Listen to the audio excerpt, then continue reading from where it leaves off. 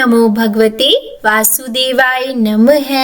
संसार सर्प दृष्टानां नराणां पाप कर्मणा एकादशी उपवासेन सत्य एवं सुखम भवे। अर्थात संसार रूपी सर्प दृष्ट पापी मनुष्य समूह है, जब एकादशी का उपवास का पालन करते हैं तो वे तुरंत सुखी हो जाते हैं। एकादशी व्रत की महिमा का गान करता हुआ यह श्लोक हमें प्राप्त होता है हरि भक्ति विलास के 12वें अध्याय में। तो चलिए आज हम भाद्रपद मास के शुक्ल पक्ष में आने वाली परिवर्तनीय एकादशी की व्रत कथा का श्रवण करते हैं। चातुर्य मास में आने वाली इस एकादशी को वामन एकादशी और जयंती एकादशी के नाम से भी जाना जाता है। और इस बार यह भाद्रपद मास के शुक्ल पक्ष की जो एकादशी तिथि है वो शुरू होगी 3 सितंबर की सुबह 3:53 पर और समाप्त होगी 4 सितंबर की सुबह 4:21 पर। तो ऐसे में इस बार यह व्रत 3 सितंबर बुधवार को रखा जाएगा और इस एकादशी व्रत का पारण 4 सितंबर गुरुवार को किया जाएगा और पारण का समय होगा दोपहर 1:36 से लेकर शाम 4:07 तक, क्योंकि उससे पहले द्वादशी तिथि तो लग जाएगी लेकिन हरिवासर का समय भी प्रारंभ हो जाएगा और व्रत का पारण हमेशा हरिवासर के समय के समाप्त होने के बाद ही किया जाता है। और चलिए अब हम शुरू करते हैं यह परिवर्तनी एकादशी व्रत कथा। तो बोलिए श्री कृष्ण भगवान की जय, विष्णु भगवान की जय।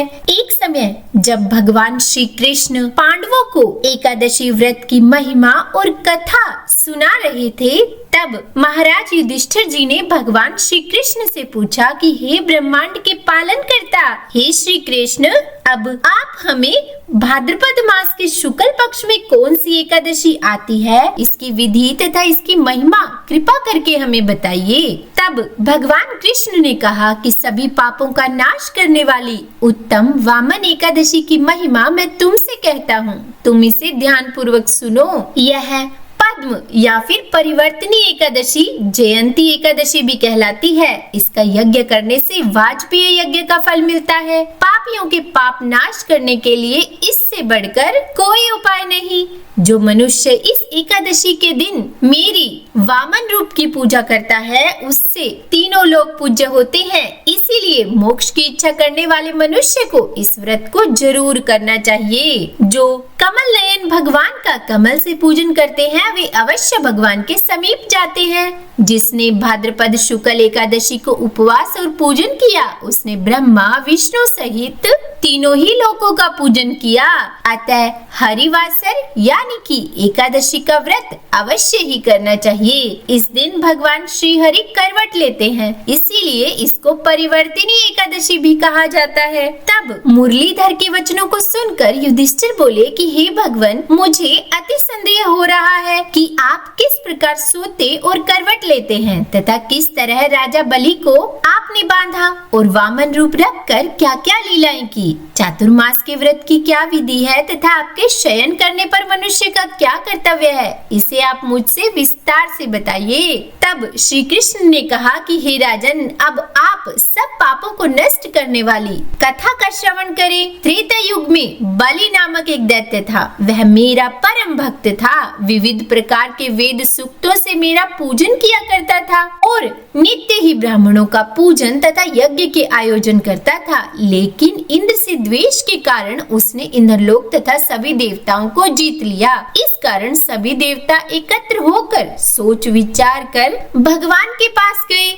बृहस्पति सहित इंद्रादिक देवता प्रभु के निकट जाकर और नतमस्तक होकर वेद मंत्रों द्वारा भगवान का पूजन और स्तुति करने लगे। अतः मैंने वामन रूप धारण करके 5वां अवतार लिया और फिर अत्यंत तेजस्वी रूप से राजा बलि को जीत लिया। तब इतनी वार्ता सुनकर राजा युधिष्ठिर बोले कि हे जनार्दन, आपने वामन रूप धारण करके उस महाबली दैत्य को किस प्रकार जीता। तब भगवान कृष्ण कहने लगे कि मैंने बलि से 3 पग भूमि की याचना करते हुए कहा कि ये मुझको 3 लोक के समान है और हे राजन, यह तुमको अवश्य ही देनी होगी। राजा बलि ने इसे तुच्छ याचना समझकर 3 पग भूमि का संकल्प मुझको दे दिया और फिर मैंने अपने त्रिविक्रम रूप को बढ़ाकर यहाँ तक कि भूलोक में पद, भुवरलोक में जंगा, स्वर्गलोक में कमर, महकोट में पेट, जनलोक में हृदय, यमलोक में कंठ की स्थापना कर सत्यलोक में मुख और उसके ऊपर मस्तक स्थापित किया। सूर्य, चंद्रमा आदि सब ग्रह गण, योग, नक्षत्र, इंद्रादिक देवता और शेष आदि सभी नाग गणों ने विविध प्रकार से वेद सूक्तों से प्रार्थना की। तब मैंने राजा बलि का हाथ पकड़कर कहा कि हे राजन, एक पद से पृथ्वी और दूसरे से स्वर्गलोक पूर्ण हो गए, अब तीसरा पग मैं कहाँ रखूं? तब बलि ने अपना वचन पूरा करने के लिए अपना सिर झुका लिया और मैंने अपना पैर उसके मस्तक पर रख दिया, जिससे मेरा वह भक्त पाताल को चला गया। पर बलि महाराज की विनम्रता और शरणागति देखकर वामन देव ने उन्हें वरदान दिया कि वे सदैव बलि महाराज के भवन में निवास करेंगे। और उसके पश्चात बलि महाराज ने परिवर्तनीय एकादशी के दिन अपने महल में वामन देव के विग्रह की स्थापना करवाई और अगले दिन द्वादशी पर भगवान वामन देव का आविर्भाव दिवस वामन द्वादशी और एकादशी वामन एकादशी के नाम से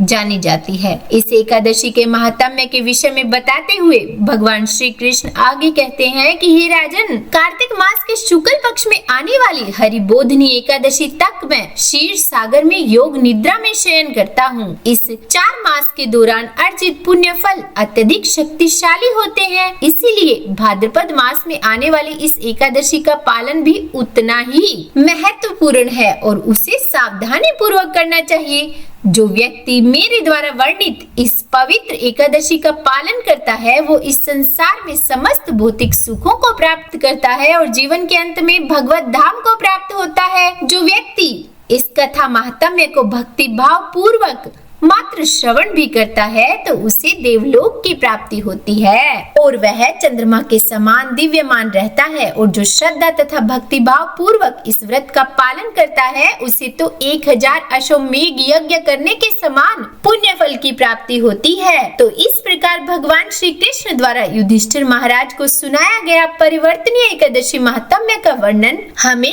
ब्रह्म वैवर्त पुराण से मिलता है। तो बोलिए श्री कृष्ण भगवान की जय, विष्णु भगवान की जय। हे भगवान, अगर आज की इस कथा को कहने, सुनने या सुनाने में हमसे कोई गलती हो गई हो तो हमें क्षमा करना। तो उम्मीद करती हूँ आज की यह कथा आपको अच्छी लगी होगी। अगर पसंद आई हो वीडियो तो लाइक एंड शेयर कीजिएगा और चैनल पर नए हैं सब्सक्राइब नहीं किया तो सब्सक्राइब भी कर ही दीजिएगा।